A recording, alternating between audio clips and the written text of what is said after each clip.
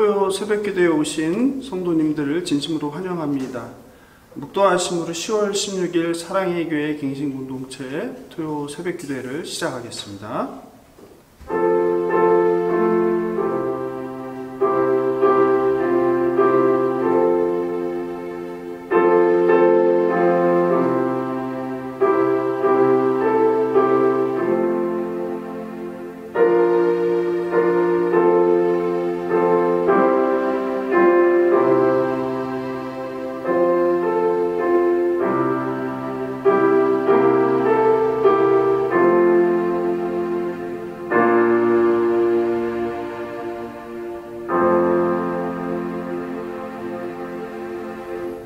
사도신경으로 우리의 신앙을 고백하겠습니다. 전능하사 천지를 만드신 하나님 아버지를 내가 믿사오며 그 외아들 우리 주 예수 그리스도를 믿사오니 이는 성령으로 잉태하사 동정녀 마리아에게 나시고 본디오 빌라도에게 고난을 받으사 십자가에 못 박혀 죽으시고 장사한 지 사흘 만에 죽은 자 가운데서 다시 살아나시며 하늘에 오르사 전능하신 하나님 우편에 앉아 계시다가 저리로서 산 자와 죽은 자를 심판하러 오시리라. 성령을 믿사오며 거룩한 공예와 성도가 서로 교통하는 것과 죄를 사하여 주시는 것과 몸이 다시 사는 것과 영원히 사는 것을 믿사옵나이다. 아멘. 찬송가 36장 주 예수 이름 높여 1절 4절 부르겠습니다.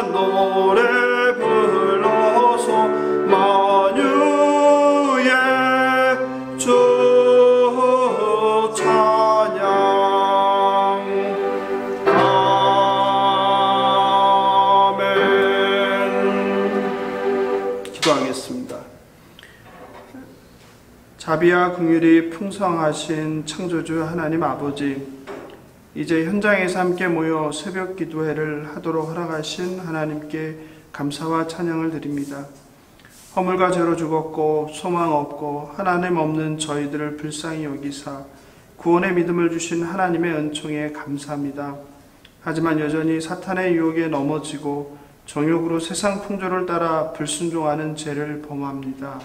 저희들의 죄를 회개하오니 용서하여 주옵소서. 오늘도 가난한 마음 상한 심령으로 하나님 앞에 겸손히 무릎 꿇고 말씀을 듣습니다. 말씀하여 주옵소서. 하나님 말씀을 순종하겠습니다. 우리를 위해 죽으시고 부활하신 예수님 존귀한 이름으로 감사하며 기도합니다. 아멘. 이 시간에는 조한혁 집사님 가정에서 찬송가 411장 예수 사랑하심을 불러주겠습니다. 조한혁 집사님, 이수경 권사님, 조은상 형제, 김한나 자매, 그리고 조엘리아나 양입니다. 찬양을 듣겠습니다.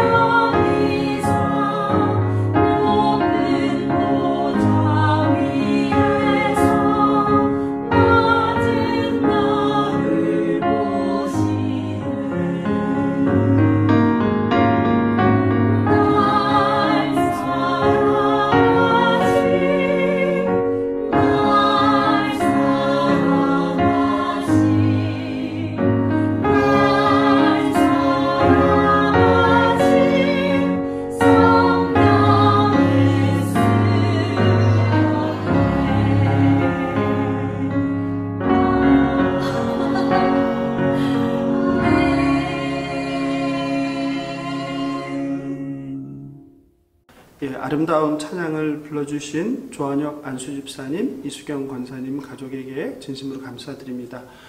오늘 주실 하나님 말씀을 보겠습니다. 에베소서 2장 11절 22절입니다. 그 중에서 19절 21절을 교독하고 22절은 합독하겠습니다.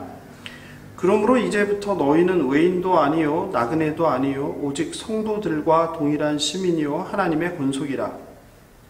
너희는 사도들과 선지자들의 터 위에 세우심을 입은 자라. 그리스도 예수께서 친히 모퉁이 돌이 되셨느니라. 그의 안에서 건물마다 서로 연결하여 주 안에서 성전이 되어가고. 함께 읽겠습니다. 너희도 성령 안에서 하나님이 거하실 초소가 되기 위하여 그리스도 예수 안에서 함께 지어져 가느니라. 아멘. 다시 이렇게 얼굴과 얼굴을 마주보며 함께 예배하게 되어 반갑고 감사드립니다. 사도 바울은 에베소 1장에서 교회는 그리스도의 몸이고 그리스도는 교회의 머리라고 했습니다. 바울은 2장에서도 교회와 성도의 정체성을 계속 이야기합니다. 에베소서를 바울 신학의 정수라고 한다면 오늘 저와 여러분이 함께 나눌 2장 11절 22절은 에베소서의 정수라고 말할 수 있습니다. 예수 그리스도의 사역과 사역의 구체적인 결과를 심오하고 간결하게 진술합니다. 2장은 크게 둘로 나눌 수 있는데요. 1절에서 10절 그리고 11절 22절로 나눌 수 있습니다. 지난 시간에 살펴본 것처럼 1절 10절은 선한 일을 위해 지은 바 하나님의 작품, 뭐라고 했죠? 포이에마, 즉 성도의 정체성을 이야기했습니다. 그리고 오늘 11절 22절은 그리스도의 사역과 그 연합을 통해 이룬 한 세 사람이라는 성도의 정체성과 예수 안에서 연합되어 몸을 이루어가는 교회를 이야기합니다. 하나님 말씀대로 부름받은 저와 여러분이 하나님 말씀에 순종하며 살면서 교회를, 몸된 교회를 이루면 좋을 텐데 우리가 마주한 한국교회의 현실은 암담합니다. 교회가 세상의 빛과 소금이 되기보다는 천덕꾸러기로 전락하였고 근심의 대상이 되었습니다. 신학자, 목회자들은 저마다 본질을 잃고 세속화되고 타락한 한국교회의 다양한 문제들과 그 원인을 분석하고 대안을 제시합니다. 그런 주장 중에 하나는 바로 잘못된 신학과 성경 해석이 한국 교회를 병들게 했다는 주장입니다. 특히 잘못된 교회론이 원인이라는 지적이 많습니다. 그런 점에서 교회에 대한 사도 바울의 사상이 집약된 에베소서는 교회의 본질 회복을 고민하고 싸우는 우리 공동체에게도 많은 교훈을 줍니다. 2장에서 주목할 것은 전체적인 글의 구조입니다. 보면은 그때라는 헬라어 포테와 이제는 이라는 단어를 통해서 내용을 대조하며 설명합니다. 예수님을 믿기 전 허물과 죄로 죽었던 옛사람과 하나님의 은혜로 허락된 믿음으로 예수를 믿은 후 변화된 새로운 창조를 대조합니다. 이런 대조를 통해서 바울은 에베소 성도들이 그들의 변화된 정체성을 적나라하게 깨닫게 하고 있습니다.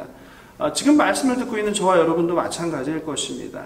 오늘 보면 결론을 암시하듯 11절에서 그러므로라는 단어로 시작합니다.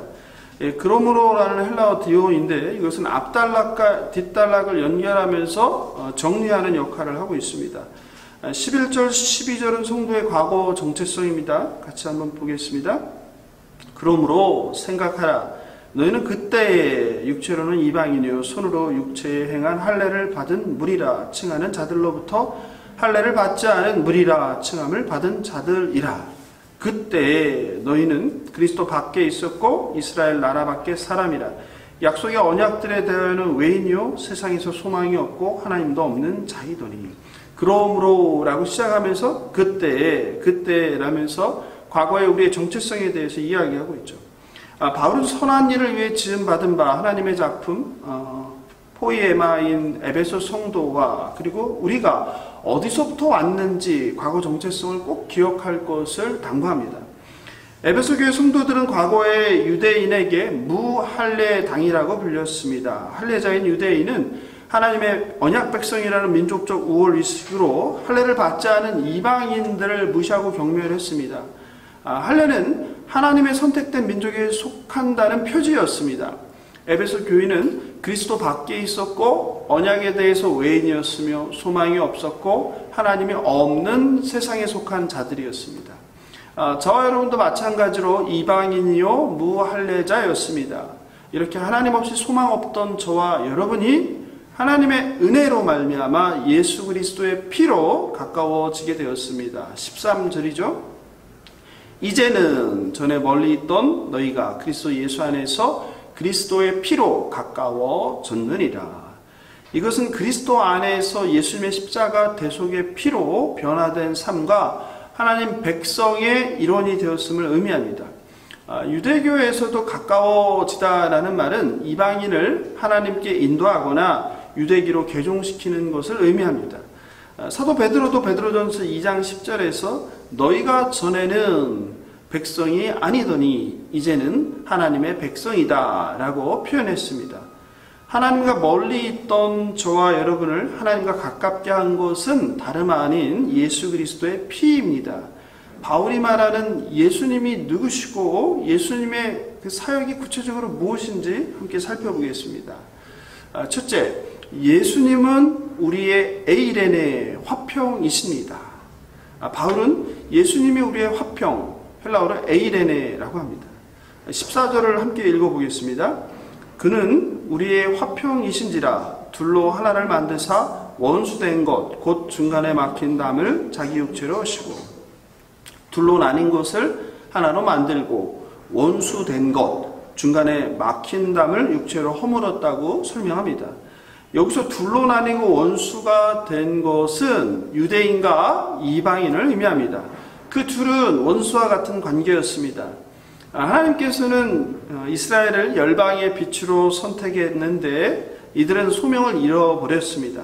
자신의 특권을 배타적으로 사용하여 이방인들을 개들이라고 멸시하고 혐오했습니다.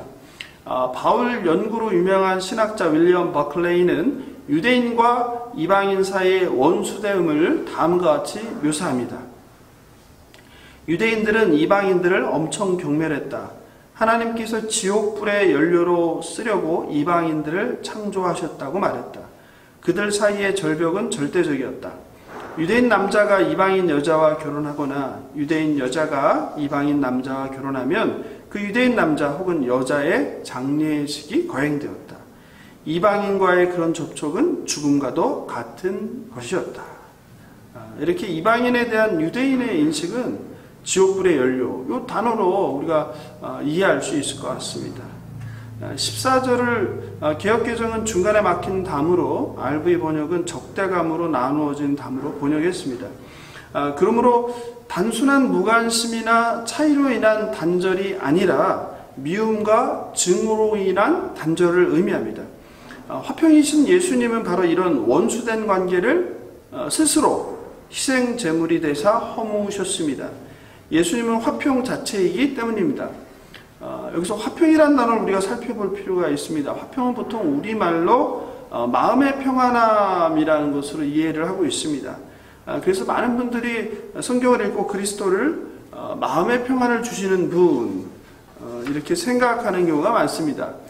그런데 성경 본문에서 말하는 화평은 우리가 일상에서 이해하듯 아무 걱정이나 동요가 없는 마음이 평안한 상태를 의미하는 것이 아닙니다.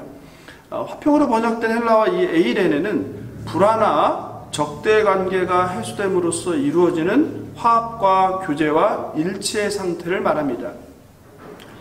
구약 성경에서 이 단어는 샬롬이라고 하는데 마찬가지로 샬롬 역시 전쟁이 없거나 적대감의 중지 그 이상을 의미하고 있습니다. 크로아티아 출신 유명한 신학자 미로슬라브 볼프는 다음과 같이 이야기합니다. 평화는 적대감이 제거되는 것보다 훨씬 더 깊은 차원을 요구한다. 과거의 원수들이 서로 용서하고 포용하며 교제를 나눌 때 비로소 평화가 실현되기 때문이다. 그렇습니다. 화평은 단순히 갈등과 분쟁을 멈추게 하는 것이 아닙니다. 원수조차 서로 용납하고 용서하고 사랑하게 하는 것을 의미합니다. 미워하고 멸시하던 두 집단이 예수 그리스도의 십자가 대속, 예수 그리스도의 피로 평화를 이루고 하나가 되는 것을 의미합니다. 16절을 같이 보겠습니다. 또 십자가로 이 둘을 한 몸으로 하나님과 화목하게 하려 하심이라. 원수된 것을 십자가로 소멸하시고, 원수가 서로 하나 되는 것은 물론이고 하나님과 화목하게 하셨습니다. 무엇이 그렇게 가능하게 했습니까? 십자가로 소멸시켰다고 16절은 이야기합니다. 이것은 원수끼리의 수평적 관계가 회복되고, 또 수직적으로는 우리와 하나님과의 그 원수됨, 관계가 회복됨을 의미합니다. 17절입니다. 또 오셔서 먼 데에 있는 너희에게 평안을 전하시고 가까운 데에 있는 자들에게 평안을 전하셨으니. 17절은 이사야서 57장 19절을 인용한 것입니다. 제가 읽어드리겠습니다. 입술의 열매를 창조하는 자 여호와가 말하노라. 먼 데에 있는 자에게든지 가까운 데 있는 자에게든지 평강이 있을지어다. 평강이 있을지어다. 내가 그를 고치리라 하셨느니라. 이사야서는 먼 데에 있는 너희와 가까운 데에 있는 자들에게 평강, 평화, 화평이 전해졌다고 이야기합니다. 이사야 선지자는 57장 20절, 21절에서 악인의 평화에 대해서도 이야기하는데요. 한번 같이 읽어보겠습니다. 그러나 악인은 평온함을 얻지 못하고 그 물이 진흙과 더러운 것을 늘 솟구쳐내는 요동하는 바다 같으니라. 내 하나님의 말씀에 악인에게는 평강이 없다 하셨느니라. 어떻습니까? 저는 이 이사야 말씀을 읽을 때마다 늘 감탄과 큰 위로를 받습니다. 세상에 그 악인들이 잘 되는 것들을 많이 보지 않습니까? 그럼 얼마나 많이 속상합니까? 반면에 의인들이 고난을 겪는 거 볼 때는 얼마나 마음이 아픕니까? 그런데 이 본문을 읽을 때마다 그렇구나 라는 생각을 하게 됩니다. 우리가 눈으로 볼 때는 아무리 대단하고 좋아 보일지라도 악인에게는 무엇이 없습니까? 평강, 평화가 없습니다. 평강이 없다면 그 삶은 아무리 화려하고 그리고 남부러울 게 없이 풍족할지라도 지옥과 마찬가지입니다. 이사야 9장 6절은 예수를 평강의 왕으로 소개합니다. 이는 한 아기가 우리에게 낳고 한 아들을 우리에게 주신 바 되었는데 그의 어깨에는 정사를 메었고 그의 이름은 기묘자라.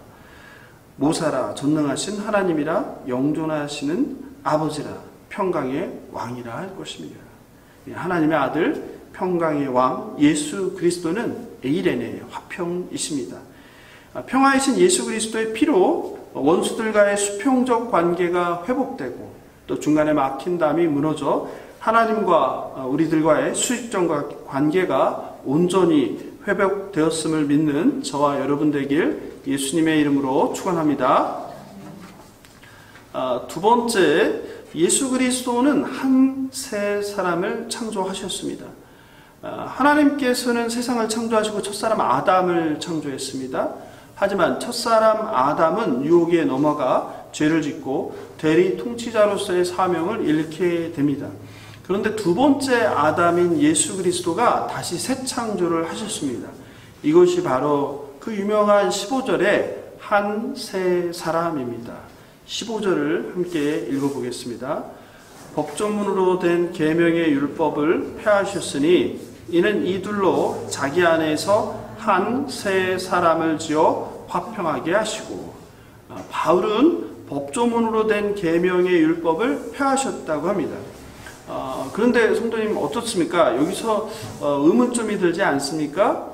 왜냐하면 분명히 예수님께서는 산상수훈에서 자신이 율법을 폐하러 온 것이 아니라 완성하러 왔다고 말씀하셨기 때문입니다. 마태복음 5장 17절입니다. 내가 율법이나 선지자를 폐하러 온 줄로 생각하지 말라. 폐하러 온 것이 아니요 완전하게 하려 함이라. 그렇죠? 왜 바울 사도는 예수 그리스도께서 율법을 폐하려 오신 것이 아니라 완전하게 했다고 말씀하셨는데 지금 본문에서는 그리스도가 율법을 폐하셨다고 이렇게 단언을 했을까요? 산상수훈에서 예수님께서 말씀하시는 율법은 바리새인들의 자기 의에 대한 경고이죠. 즉 도덕법에 관한 것입니다.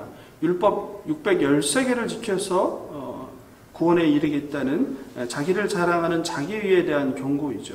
반면에 오늘 본문에서 바울이 말하는 그 율법이라는 것은, 즉 법조문으로 된 계명의 율법은 유대인들이 이방인과 배타적으로 구별하게 하려는 음식법, 정결법과 같은 의식법과 관련된 것으로 축소해서 해석하는 것이 필요한 것 같습니다.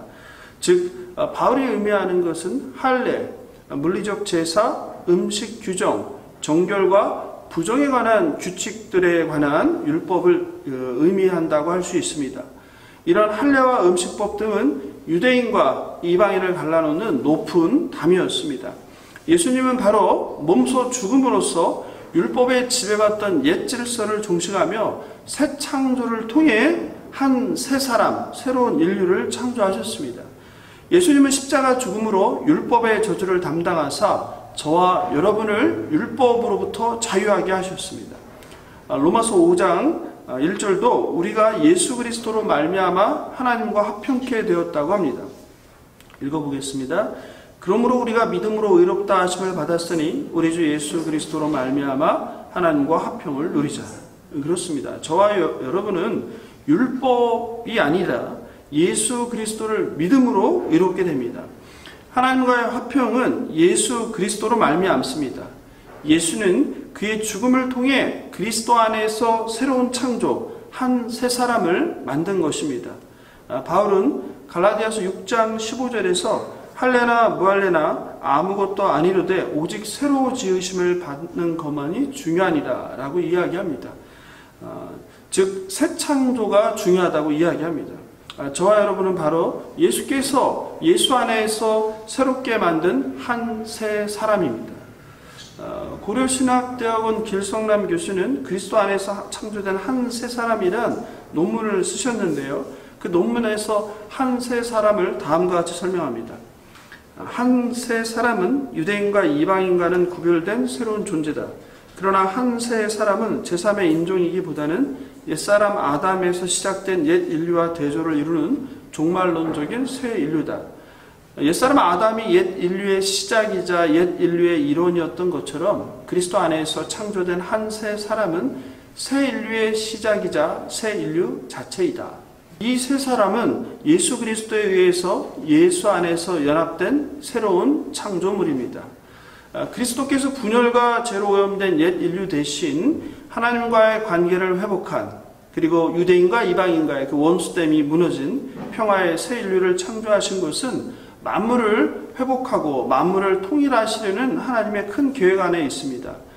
그리스도의 피로 창조된 한 새 사람은 한 몸으로 몸인 교회를 이루게 됩니다.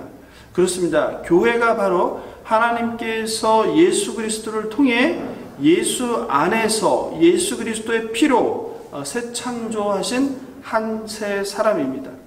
갈라디아서 3장 28절입니다. 너희는 유대인이나 헬라인이나 종이나 자유인이나 남자나 여자나 다 그리스도 예수 안에서 하나이니라. 저와 여러분은 그리스도 예수 안에서 한 몸 하나입니다. 한 새 사람은 그리스도에 창조된 그리스도 안에 새로운 인류, 새로운 공동체인 교회를 의미합니다. 그리고 19절은 저와 여러분을 하나님의 권속이라고 합니다. 19절을 함께 읽어보겠습니다. 그러므로 이제부터 너희는 외인도 아니요 나그네도 아니요 오직 성도들과 동일한 시민이요 하나님의 권속. 하나님의 권속이라는 표현이 굉장히 중요한데요. 국가라는 정치적 의미에서 가족이라는 친근한 이미지로의 전환을 의미합니다. 하나님을 아버지로 삼은 하나님의 가족의 구성원이 되었다는 것을 뜻합니다. 이렇게 저와 여러분은 몸인 교회에 서로 다른 지체로 서로 연결되고 서로 돕고 서로 의지하며 서로의 부족한 부분을 채워주며 함께 자라납니다. 이것이 바로 21절, 22절입니다. 같이 읽어보겠습니다.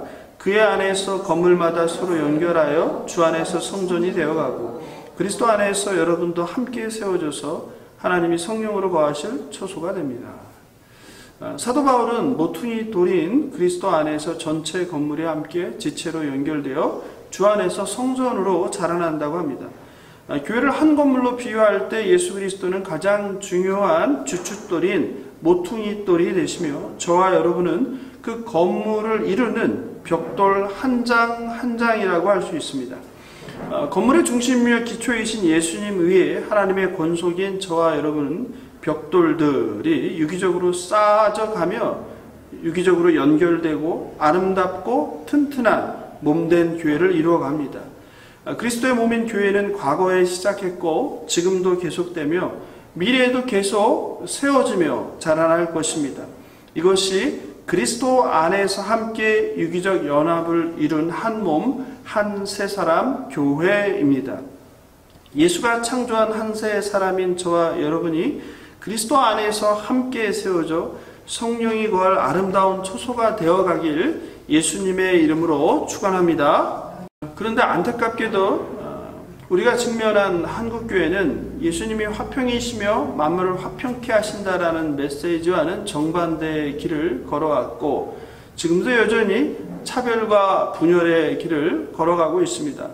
한국교회는 짧은 기독교 역사에도 불구하고 세계교회 역사상 유례를 찾기 힘들 정도로 많이 분열하였습니다. 신사참배 문제로 1951년 장로교 고신 측이 분열하였습니다. 1953년에는 조선신학교 김재준 교수가 비판적 성서해석을 하며 보수주의를 비판하자 학생들이 그를 자유주의자라고 총회에 진정했습니다. 그 후 김재준 교수가 파면되며 이를 계기로 김재준 교수를 중심으로 1953년 교단 기독교 장로회가 설립되었습니다. 1959년에는 WCC 세계교회협의회 가입 문제로 반대하는 승동교회 총회 측인 합동과 찬성하는 연동교회 측인 통합으로 분열을 하였습니다. 그 후로도 크고 작은 분열을 계속하며 한국교회 장로교 교단만 지금 180개가 넘습니다. 그 많은 교단을 대표하는 대표 기구도 여러 개입니다. 한국장로교 총연합회, 한국기독교 장로회 총연합회, 한국교회연합 등등입니다. 교단들의 이름을 보면 도대체 뭐가 뭔지 구별이 안 됩니다. 예장통합, 합동, 고신, 대신, 백석, 호헌, 합신, 기장, 개혁국제, 합동동신, 합동복구, 합동중앙, 합동개혁, 예장개혁, 고려개혁, 합복, 개혁, 국신, 개혁정통, 합동선목, 한영, 피어선 등등입니다. 게다가 오늘날 한국교회는 교회의 본질인 유일성과 보편성도 사라졌습니다. 개교회주의가 절정을 이루고 있습니다. 예수 그리스도를 주로 고백한 다 똑같은 주님의 교회가 아니라 우리 교회, 내 교회라고 하며 교회 간에 질투하고 경쟁합니다. 뿐만 아니라 교회가 한 몸으로 일치와 화합을 이루기보다는 세상에 차별보다 더 심한 차별이 들어와 있습니다. 학벌, 재산, 사회적 지위, 직업, 출신지역, 성별, 인종으로 차별합니다. 예수님은 중간에 막힌 담을 허물어 원수된 유대인과 이방인조차 예수 안에서 하나 되게 사랑으로 화합하게 하였습니다. 하지만 한국교회와 성도는 반대로 예수의 희생제물로 허문 담을 새로 높이 쌓는 죄를 범하고 있습니다. 살을 찢고 피를 쏟음에 이루신 일치와 화평에 역행하고 있습니다. 그리스도가 화평이고 저와 여러분이 예수 안에 창조된 한 새 사람이라는 바울의 메시지를 엄중하게 마음판에 새겨야 합니다. 말씀을 마무리합니다. 흔히들 인간관계가 제일 힘들다는 말을 합니다. 타락한 인간은 서로 상처 주고 상처를 받습니다. 미국 하버드 대학교 의과대학 정신과 교수 로버트 웰딩어는 관계가 인생에서 행복을 결정하는 중요한 요소라고 말했습니다. 그는 75년이란 오랜 세월을 인간의 행복에 대해서 연구했습니다. 1938년부터 75년 동안 남성 724명의 인생을 추적했습니다. 대부분의 연구 대상이 젊어서는 부와 명예와 성공을 행복의 조건이라고 말했습니다. 그런데 대부분의 남자들이 50세가 넘어가자 그 대답이 바뀌었습니다. 어떻게 바뀌었을까요? 대부분의 조사 대상자가 좋은 관계가 행복에서 중요하다고 말했습니다. 행복은 부나 성공, 명예 혹은 열심히 노력하는 데 있지 않았습니다. 75년간의 연구에서 얻은 가장 분명한 메시지는 바로 좋은 인간관계가 우리를 건강하고 행복하게 만든다는 것입니다. 박사는 가장 행복한 삶을 산 사람들은 그들이 의지할 가족과 친구와 공동체가 있는 사람들이었다고 결론냅니다. 사랑하는 주 안의 자매 형제 여러분은 어떻습니까? 가족과 그리고 이웃과 그리고 교회 형제 자매들과 좋은 관계를 맺고 있으신지요? 혹시 가족 간에, 이웃 간에, 직장 동료, 그리고 교회 안에서 불편한 갈등 관계를 가진 사람이 있지는 않으신지요? 화평이신 예수 그리스도께서 유대인과 이방인의 불구대천지 원수된 관계가 허물어지게 하셨습니다. 더 나아가서 서로 사랑하고 서로 품게 하셨습니다. 예수께서는 몸소 십자가 화목제물로 예수 안에서 예수와 함께 된 몸된 새로운 인류 한 세 사람을 창조하셨습니다. 그 한 세 사람이 바로 저와 여러분 교회입니다. 우리 안에 예수 그리스도의 희생과 사랑으로 불편한 관계, 원수된 관계가 있다면 회복하고 화평을 이루시길 바랍니다. 예수 그리스도는 스스로 화평이시며 모든 피조 세계를 화목하게 하시는 분입니다. 창세기 12장 2절에서 하나님께서 아브라함에게 너는 복이 될지라 축복한 것처럼 새 인류인 한 세 사람, 저와 여러분은 그리스도가 몸인 교회로 하나 되어 화평의 메신저로 살아야 합니다. 저와 여러분이 가는 곳마다, 속한 곳마다 차별과 분열과 갈등이 멈추고 화평으로 일치와 화합을 이루어 하나가 되어야 합니다. 주님의 몸인 교회에서 팔과 다리로 각자 받은 은사들의 역할을 하며 서로 돕고 서로 의지하며 함께 자라나길 바랍니다. 교회는 원수된 옛 질서가 예수님으로 말미암아 파괴되고 평화와 일치로 회복된 새 질서입니다. 주 안에 사랑하는 갱신공동체 성도 여러분, 바라옵기는 갱신공동체가 만물 안에서 만물을 충만하게 하시는 이의 충만함으로 머리 대신 예수의 발 아래에 복종하여 성령 안에서 연합과 일치로 하나 되어 함께 자라나길 예수님의 이름으로 축원합니다.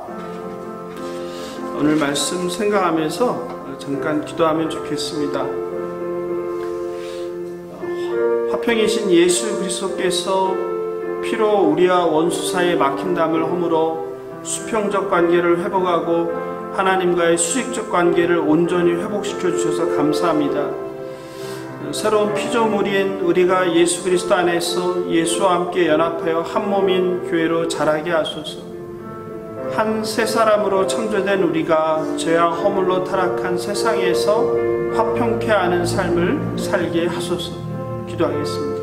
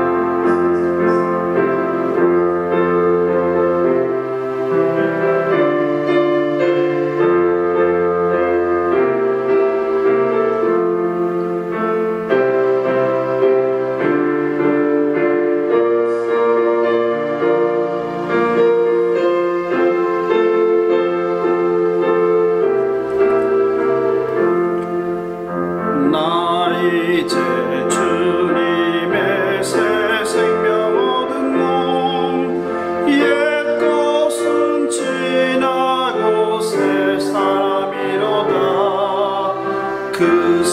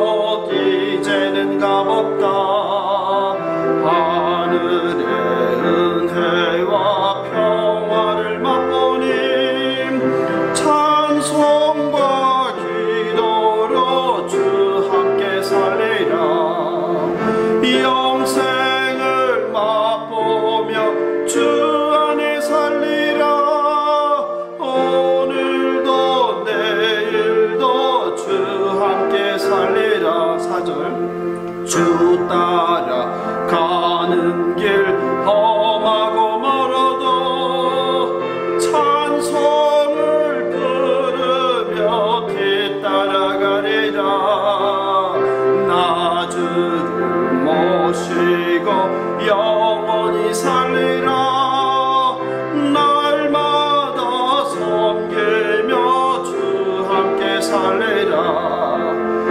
영생을 맛보며 주 안에 살리라.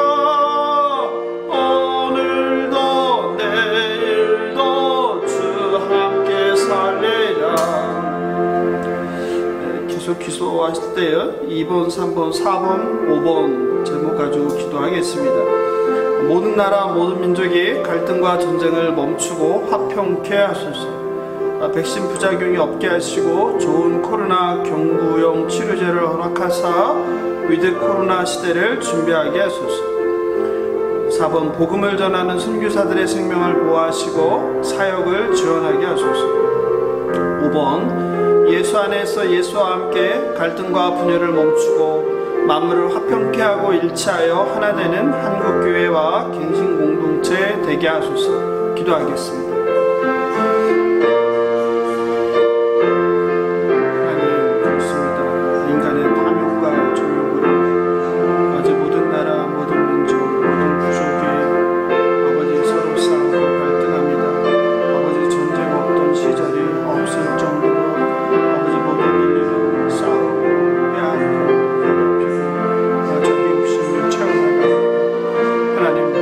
하나님께서 모든 만물을 화평케 하사 모든 인류의 싸움과 전쟁과 갈등과 분열을 멈추게 하여 주시옵소서. 아버지 어리석은 싸움을 하지 않게 하여 주시옵소서.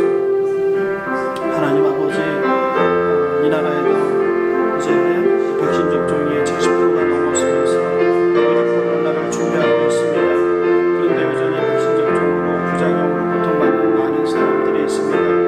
하나님 백신 접종에 부작용이 없게 하시고 부작용이 생겼을 때 잘 대처하게 그리하여 그 생명을 그 건강을 지켜주시옵소서. 하나님 특별히 이제 코로나 경구용 치료제가 개발되게 하시고 또 아버지 그 경구용 치료제가 값이 낮아져서 아버지 정말 이제 코로나를 두려워하지 않고 간편하게 경구용 약으로 혹시라도 코로나 걸리면 건강할 수 있도록 해주셔서 아버지 위드 코로나 시대를 준비하게 하여 주시옵소서. 더 이상 경제를 막고 일상을 제약하면서 감염을 막는 그런 삶에 많이들 지쳐 있습니다. 이제는 위드 코로나로 아버지 코로나가 감기,普通 감기처럼 돼서 우리가 다시 일상과 교회의 예배를 회복할 수 있도록 주님 인도하여 주시옵소서. 아버지 그 일을 위해서 좋은 치료제를 허락하시고 백신도 허락하여 주시옵소서. 하나님 복음을 전하는 선교사들의 생명을 보호하여 주시고 아버지 그들의 사역을 지원하게 하여 주시옵소서. 코로나 전염병 팬데믹 가운데도 아버지 돌보는 양들을 포기하지 않고 목숨을 걸고 돌보는 선교사들을 불쌍히 여주시고 그들의 건강과 그들의 사역을 지켜주시옵소서.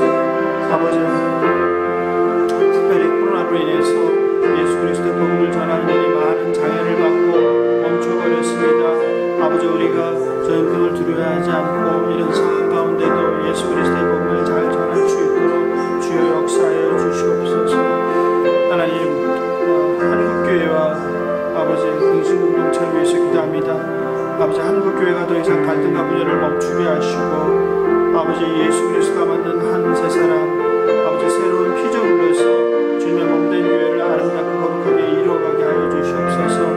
본질이 아닌 것으로 다투지 않게 하여 주시고 아버지 비본질을 그 것들로 싸우지 않게 하여 주시고 예수 안에서 말씀 안에서 한국교회와 하나 되게 하여 주시옵소서. 하나님 아버지 갱신공동체를 불쌍히 여겨주시고 갱신공동체가 더 이상 싸우고 반목하고 갈등하고 분열하지 않게 하여 주시고 서로 유기적으로 한 몸으로 유기되어서 예수 안에서 예수님과 연결되어 머리 대신 예수님 인도하심 따라서 순종하게 하여 주시옵소서.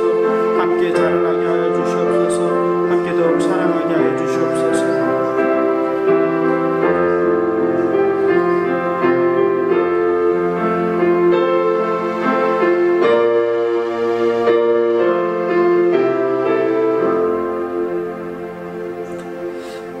시간에 한우들과 수험생들을 위해서 기도합니다. 수능이 11월 18일에 있습니다.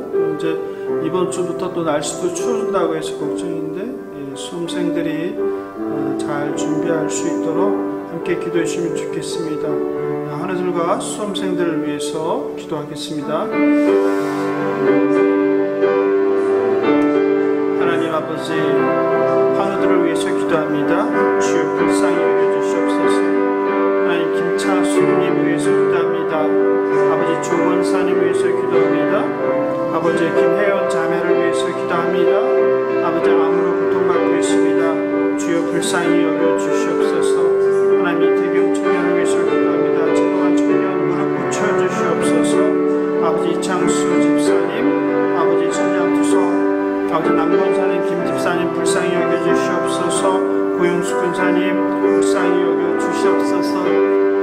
아버지 부정맥 정권사님, 메니에르 문건사님, 아버지 림프암, 아버지 대장암을 겪고 있는 정상희 자매님, 당뇨와 신부전증 김집사님, 파킨슨병 이봉재님, 김정희님, 장암면역 질환을 앓고 있는 노게릭병, 뇌경색, 유진 중년, 아버지 척추경색 청년, 아버지 임태현 자매를 위해서 기도합니다. 불쌍히 여겨주시옵소서. 목 디스크로 입원해 있습니다. 아버지 무릎과 허리, 아버지 그리고 마음도 고쳐주시옵소서. 아버지 아토피 제스님, 아버지 공황장애 이집사님 우울증, 아버지 은혜들을 위해서 기도하니 불쌍히 여겨주시옵소서. 하나님 나사렛 예수 그리스도의 이름으로 명하나님 몸속에 있는 모든 암세포와 염증들이 녹아내리게 하여 주시옵소서. 깨끗함을 받게 하여 주시옵소서. 예수 그리스도의 피로 덮어주셔서 머리부터 발끝까지 사함을 받게 하여 주시옵소서. 아버지 혈관 속을 깨끗게 하여 주시옵소서. 몸에 있는 모든 더러운 지방덩어리들이 떨어져 나가게 하여 주시옵소서. 아버지 성령의 불러 암세포를 태워주셔서 소멸케 하여 주시옵소서. 나음을 받게 하여 주시옵소서. 아버지 발목에, 무릎에, 아버지 허리에, 고관들에, 아버지 팔꿈치에, 어깨에, 목에 아버지 힘이 생기게 하시고 아버지 모든 근육과 뼈들이 아버지 딱딱 맞춰주시고 아버지 조화의 균형을 이루게 하여 주시옵소서. 주께서 이 시간 간절히 기도할 때 만져주시옵소서. 의인의 기도는 역사하는 힘이 크다고 하셨사오니 주여 역사하여 주시옵소서. 하나님 아버지 특별히 수험생들을 위해서 기도합니다. 수험생들을 불쌍히 여겨주시옵소서. 또다시 계절이 왔습니다. 아버지 참으로 오랜 세월을 아버지 꿈과 목표를 향하여 달려왔습니다. 하나님 정말 쉽지 않은 시간들을 보내왔습니다. 아버지 수험생들을 붙들어 주시옵소서. 고3 수험생들과 재수하는 수험생들을 만져주시옵소서. 그들에게 지혜와 명철을 주시고 분별력을 주시고 무엇보다도 의지를 주시고 무엇보다 끈기를 주셔서 마지막까지 포기하지 아니하고 아버지 준비한 것들을 잘 준비할 수 있도록 마무리할 수 있도록 하나님 그들을 붙들어 주시옵소서. 아버지 그러나 무엇보다도 이런 기간들을 통하여서 아버지 믿음을 주시옵소서. 아버지 환자들에게 그리고 환자들을 돌보는 가족들에게 아버지 그리고 우리 힘든 시간을 보내는 수험생들에게 믿음을 주시옵소서. 예수가 없는 그 무엇도 헛되다는 것을 깨달아 알게 하여 주셔서 하나님을 경외하게 하시고 예수 그리스도에 대한 믿음을 주셔서 아버지 구원의 은총을 허락하여 주시옵소서. 주여 불쌍히 여겨주시옵소서.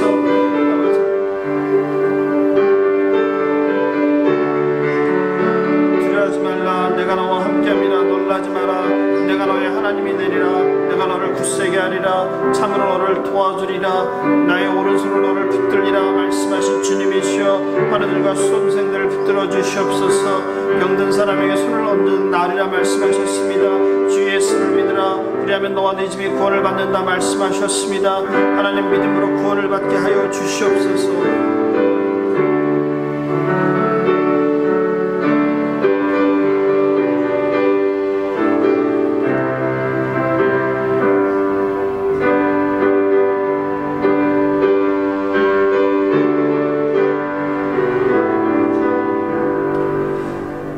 노하기를 도대하시며 자비가 많으신 창조자 하나님 아버지, 하나님께서 그리스도 안에서 우리를 택하시고 예수 그리스도의 피로 한세 사람으로 빚어지심을 감사합니다. 예수께서 머리 대신 거룩하고 영광스러운 교회 몸으로 연합하여 하나 되게 하소서. 선한 일을 위해 만드신 하나님의 작품임을 기억하고 하나님의 대리 통치자로서 만물을 예수 그리스도 안에서 화평케 하는 일에 쓰임받게 하옵소서. 하나님 삶의 많은 문제를 가지고 고단한 몸을 가지고 예배의 자리에 나와 하나님께 기도했습니다. 믿음의 기도는 병든 자를 구원하고 의인의 간구는 역사하는 힘이 크다고 하셨사오니 이 시간 모든 기도 제목들을 받아주시고 특별히 육신의 질고로 고통받는 환우들에게 긍휼을 베푸사 고쳐 주옵소서. 분주한 삶으로 세상의 마음을 빼앗기지 않게 하시고 나의 나된 것이 하나님의 은혜임을 고백하며 감사하며 살게 하옵소서. 감사하며 승리되신 예수님의 이름으로 기도합니다. 아멘. 주님께서 가르쳐 주신 기도로 새벽 기도를 마치겠습니다. 하늘에 계신 우리 아버지여, 이름이 거룩히 여김을 받으시오며 나라가 임하옵시며 뜻이 하늘에서 이룬 것 같이 땅에서도 이루어지이다.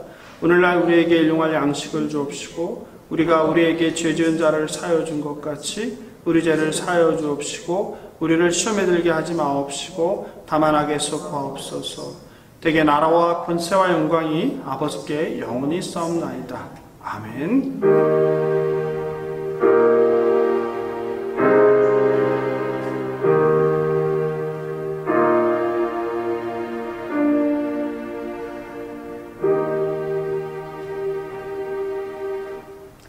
한 주간도 그리스도 안에서 그리스도와 함께 화평케 하는 삶을 살아내시길 함께 응원하고 기도하겠습니다. 저는 다음 주 토요일 새벽 6시 30분 강남 예배당 302호에서 뵙겠습니다.